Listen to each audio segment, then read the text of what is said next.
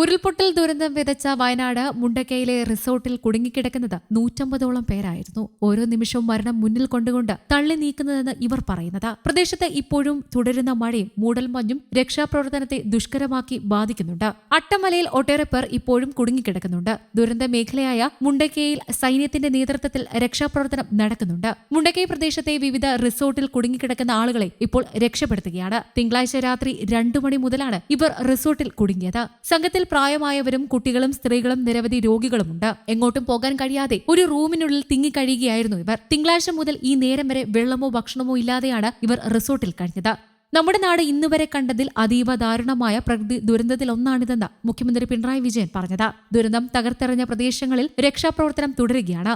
മണ്ണിനടിയിൽപ്പെട്ടവരും ഒഴുക്കിൽപ്പെട്ടവരുമായി ഇനിയും ആളുകളുണ്ട്. ഇവരെ കണ്ടെത്താനുള്ള ശ്രമം തുടരും. സാധ്യമായ എല്ലാ മാർഗങ്ങളും ഉപയോഗിച്ച് രക്ഷാപ്രവർത്തനം തുടരും.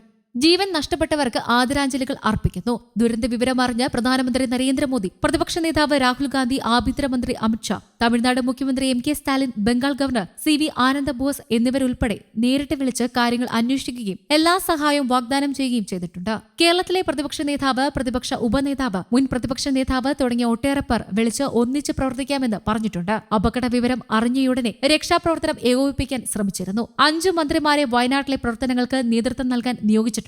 മന്ത്രിമാരുടെ നേരിട്ടുള്ള മേൽനോട്ടത്തിൽ സൈന്യത്തിന്റെ സഹായം ഉൾപ്പെടെയുള്ള ആവശ്യമായ സജ്ജീകരണങ്ങളോടെ രക്ഷാപ്രവർത്തനം നടന്നുകൊണ്ടിരിക്കുകയാണ്. പരമാവധി ജീവനുകൾ രക്ഷിക്കാനും പരിക്കേറ്റവർക്ക് മികച്ച ചികിത്സയൊരുക്കുവാനും മറ്റുള്ളവരെ സുരക്ഷിത സ്ഥലങ്ങളിലേക്ക് മാറ്റാനുമാണ് ശ്രമിക്കുന്നത്.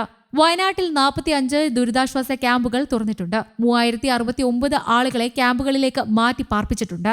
സംസ്ഥാനത്തൊട്ടാകെ 118 ക്യാമ്പുകൾ പ്രവർത്തിക്കുന്നു. ആകെ 5531 ആളുകൾ ക്യാമ്പുകളിൽ താമസിപ്പിച്ചിട്ടുണ്ട്. ഫയർഫോഴ്സ്, NDRF, പോലീസ് തുടങ്ങിയ വിവിധ സേനകൾ യോജിച്ച് പ്രവർത്തിച്ചു വരുന്നു. സൈനിക വിഭാഗങ്ങളുടെ സഹായവും അടിയന്തര പ്രാധാന്യത്തോടെ ലഭ്യമാക്കിയിട്ടുണ്ട്.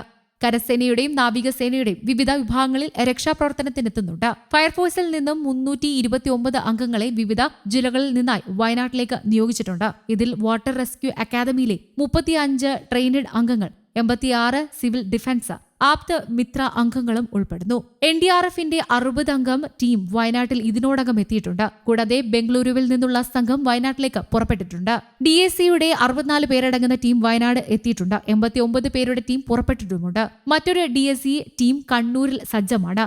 കൂടാതെ വിവിധ ജില്ലകളിൽ നിന്നുള്ള 30 പേരടങ്ങുന്ന NDRF ടീമുകളെ ഇടുക്കി, പത്തനംതിട്ട, ആലപ്പുഴ, എറണാകുളം, കോഴിക്കോട്, മലപ്പുറം ജില്ലകളിലേക്കും നിയോഗിച്ചിട്ടുണ്ട്.